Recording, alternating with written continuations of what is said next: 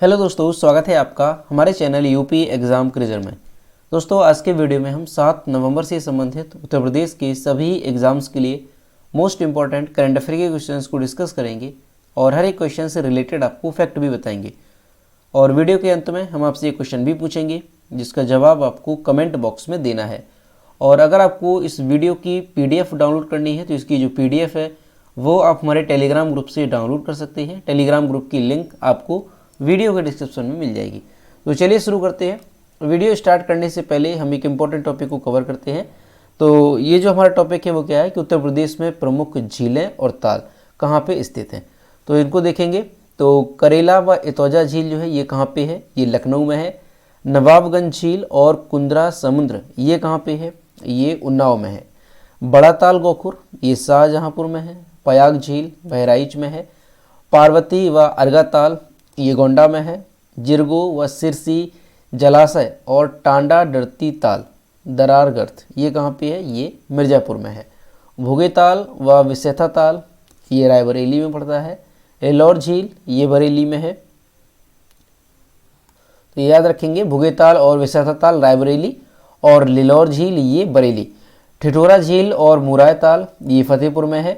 बेती अजगरा और नैया झील ये कहाँ पे है, ये प्रतापगढ़ में है। इसके साथ ही सुराहा ताल बलिया में है। मोती और गौर झील ये रामपुर में है। शुक्र ताल ये मुजफ्फरनगर में है। रामताल मेरठ में है। कीठम झील आगरा में है। और दोस्तों ये एग्जाम में पूछी जा चुकी है। शेख झील राष्ट्रीय पक्षी विहार के रूप में विकासाधीन है, तो ये अलीगढ़ में है। गोविंद बल्लभ पंत सागर जो कि कृत्रिम झील है ये सोनभद्र में है। अलवारा झील ये विदेशी पक्षियों का आगमन स्थल के रूप में जानी जाती है, ये कौशाम्बी में है। औंधी ताल वाराणसी में है। राजा का बांध लौंधी व भोजपुर ताल ये है सुल्तानपुर में। तो ये उत्तर प्रदेश में स्थित प्रमुख ताल और झील थे। ठीक है, तो इनको आप अच्छे से याद रखेंगे, कई बार एग्जाम में यहाँ से पूछा जाता है। चलिए अब शुरू करते हैं करंट अफेयर्स का सेशन। तो आज का सेशन शुरू करने से पहले हम कल के क्वेश्चंस का रिवीजन करेंगे। कल का पहला क्वेश्चन है, हाल ही में किस संस्थान के वैज्ञानिकों ने कवक की एक नए वंश की खोज का दावा किया है। ऑप्शन नंबर यहाँ पे बी करेक्ट होगा, BHU के वैज्ञानिकों ने। अगला है, हाल ही में केंद्र सरकार ने उच्च शिक्षण संस्थानों के लिए एक पैनल का गठन किया है, इसकी अध्यक्षता कौन करेगा। तो इसकी जो अध्यक्षता है वो IIT कानपुर के बोर्ड ऑफ गवर्नर्स के जो अध्यक्ष हैं डॉक्टर K राधाकृष्णन ये जो है इसकी अध्यक्षता करेंगे। दोस्तों, उत्तर प्रदेश करंट अफेयर्स की लास्ट 8 मंथ की अगर आपको PDF ई बुक डाउनलोड करनी है तो इसकी लिंक आपको वीडियो के डिस्क्रिप्शन में मिल जाएगी, वहाँ से आप इसकी PDF ई बुक डाउनलोड कर सकते हैं। और अगर इसे डाउनलोड करने में कोई प्रॉब्लम होती है तो साइट पर आपको WhatsApp नंबर और ईमेल मिल जाएगा जिस पर आप कॉन्टैक्ट कर सकते हैं। अगला क्वेश्चन है, संगीत नाटक अकेडमी किस शहर में 3 दिवसीय कौशल लिटरेचर फेस्टिवल का पहली बार आयोजन कर रही है। तो इसका जो आयोजन है वो कहाँ पे किया जाएगा, लखनऊ में किया जाएगा। ऑप्शन नंबर सी इसका करेक्ट होगा।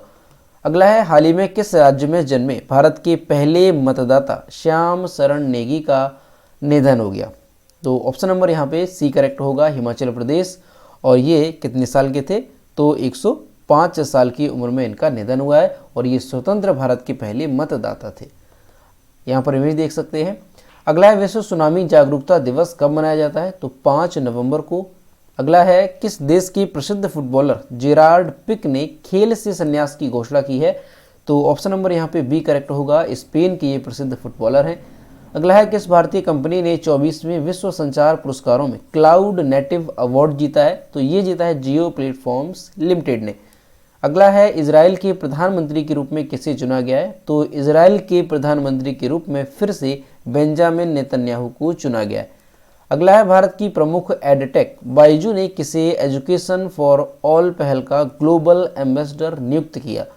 तो ऑप्शन नंबर यहाँ पे ए करेक्ट होगा, लियोनल मेसी को। तो दोस्तों ये थे कल की क्वेश्चंस जिसका हमने रिवीजन किया। अब हम शुरू करते हैं आज का सेशन।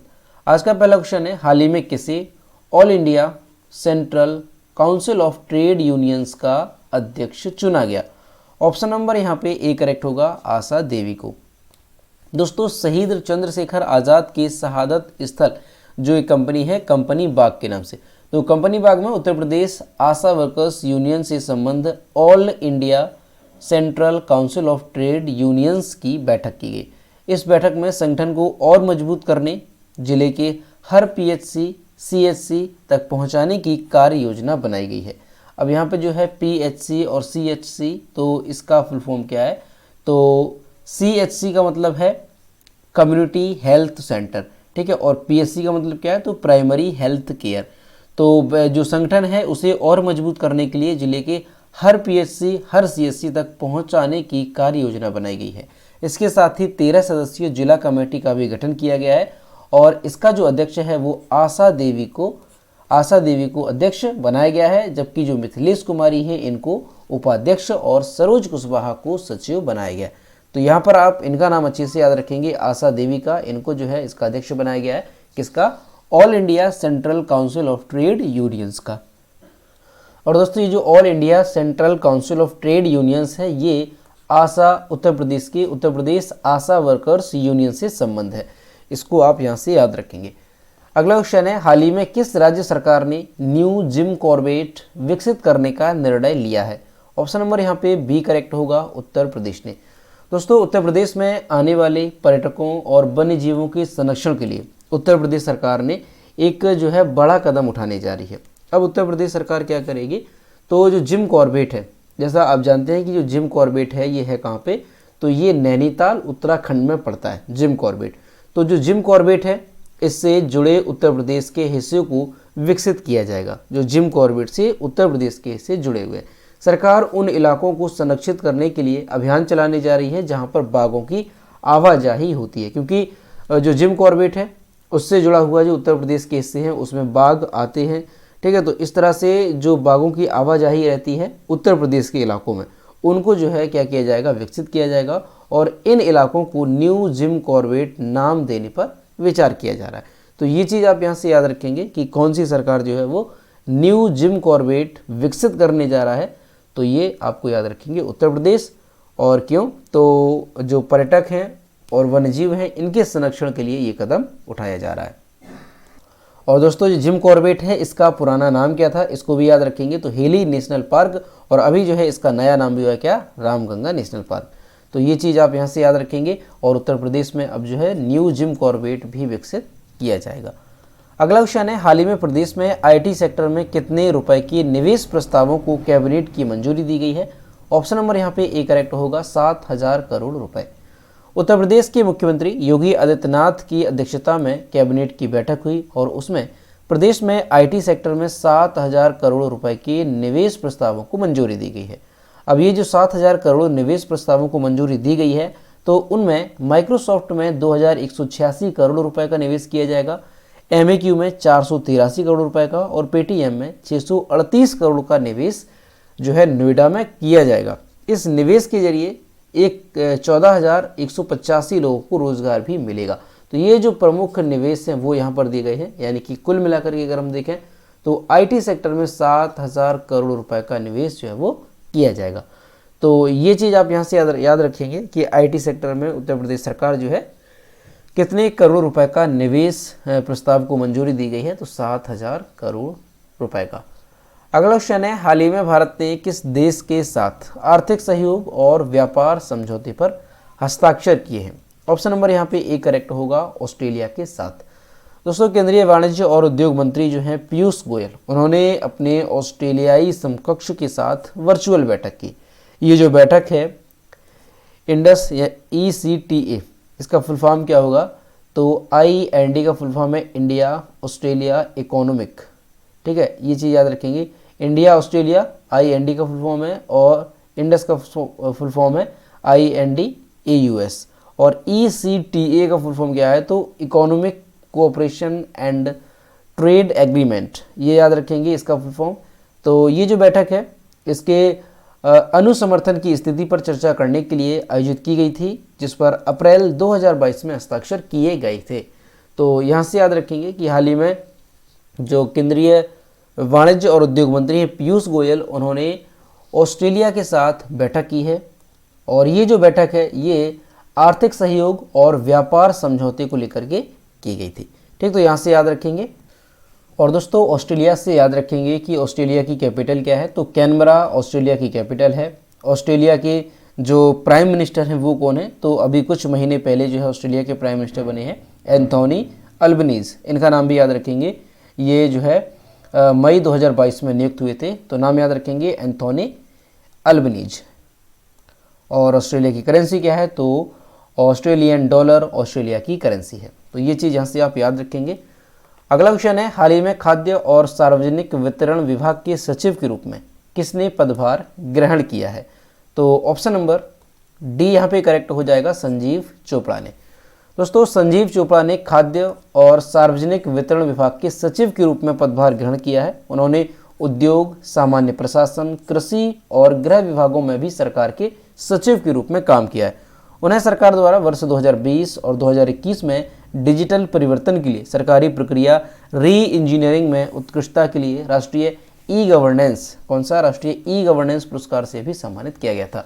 तो आप यहाँ से याद रखेंगे कि खाद्य और सार्वजनिक वितरण विभाग के सचिव के रूप में जो है किसको नियुक्त किया गया, तो संजीव चोपड़ा को नियुक्त किया गया है।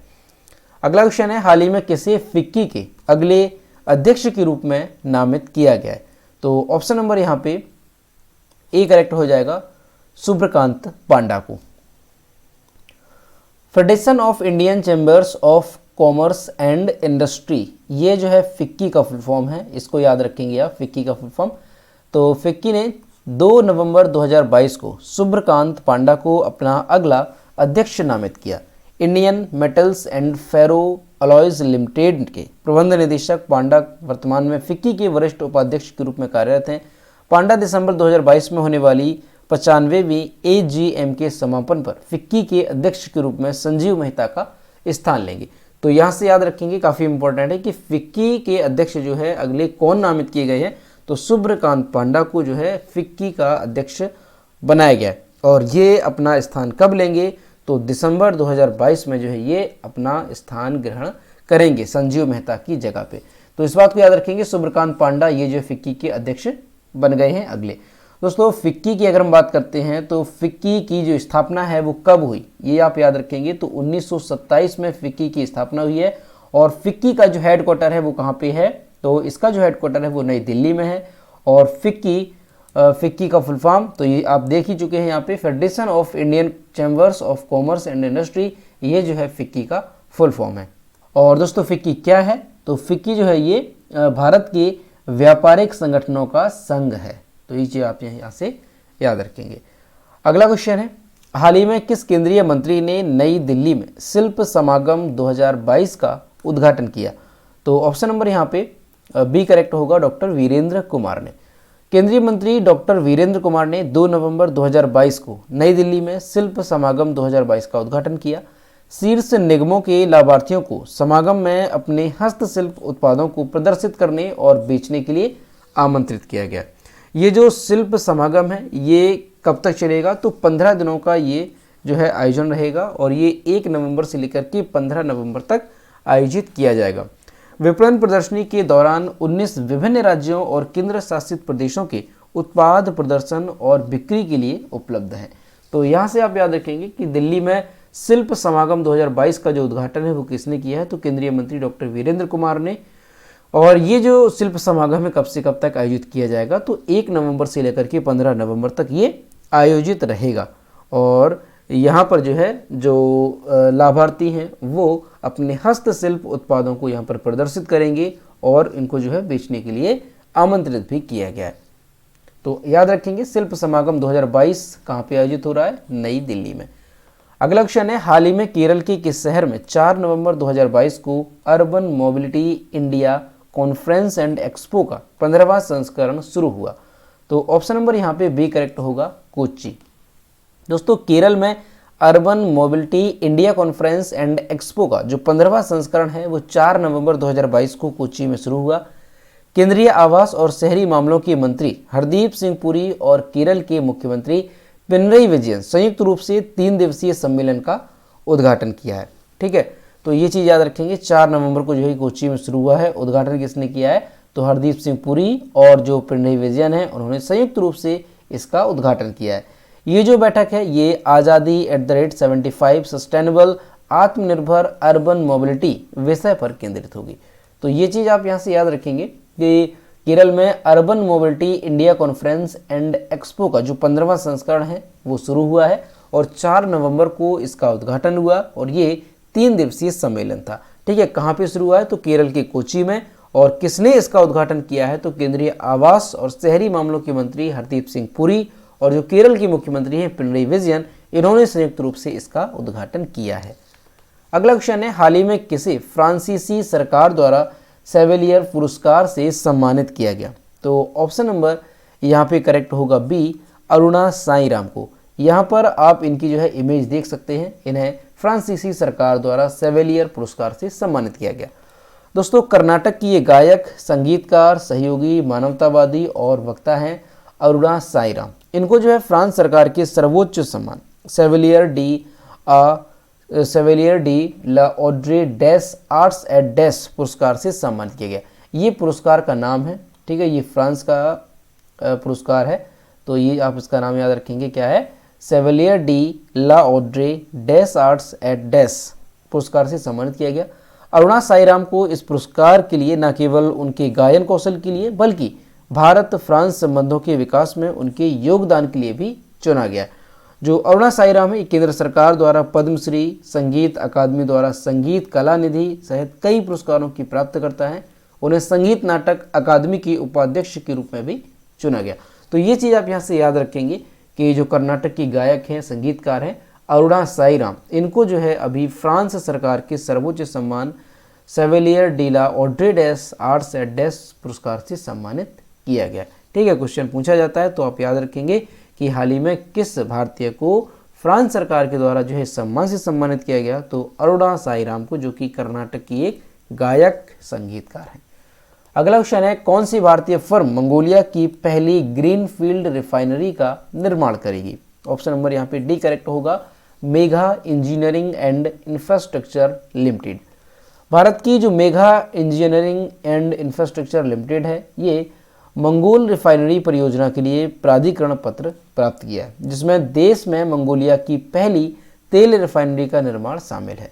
इस कदम से रूस से मंगोलिया के तेल आयात को कम करने में मदद मिलेगी और ये जो रिफाइनरी है ये मंगोलिया की राजधानी उलन बटोर में बनेगी।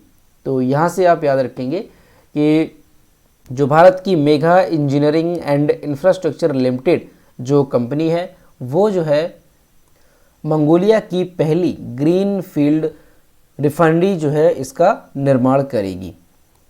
ठीक है, तो इस भारत की जो कंपनी है इसका नाम याद रखेंगे, Megha engineering and infrastructure limited. ये जो है इस रिफाइनरी का निर्माण करेगी। तो दोस्तों, ये थे 7 नवंबर से संबंधित उत्तर प्रदेश के सभी एग्जाम्स के लिए मोस्ट इंपॉर्टेंट करंट अफेयर के क्वेश्चन जो कि हमने डिस्कस किए। अब हम देखते हैं कल के वीडियो का क्वेश्चन जो हमने आपसे पूछा था। तो ये है कल के वीडियो का क्वेश्चन जो हमने आपसे पूछा था कि साइकिलिंग के सबसे बड़े टूर्नामेंट में से एक ट्रैक एशिया कप 2022 की मेजबानी कौन सा राज्य करेगा? तो ऑप्शन नंबर यहाँ पे ए करेक्ट था, केरल।